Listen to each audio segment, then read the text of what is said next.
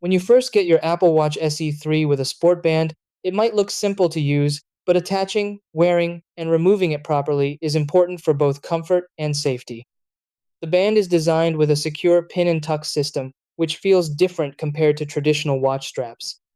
If it's not attached correctly, it might feel loose or uncomfortable, and wearing it the wrong way can affect sensor accuracy on your wrist. Many users also get confused about how to remove the band without forcing it. Once you understand how the mechanism works, the entire process becomes quick and effortless. In just a few simple steps, you can attach the band securely, wear it comfortably, and remove it anytime without any hassle. Try these. Step 1. Slide each sport band piece into the slots on your Apple Watch until you feel it click.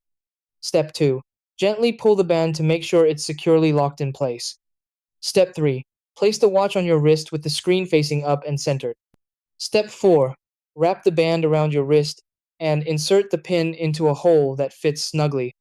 Step 5. Tuck the remaining band neatly underneath for a clean and comfortable fit. Step 6. To remove, press the band release button on the back of the watch and slide the band out.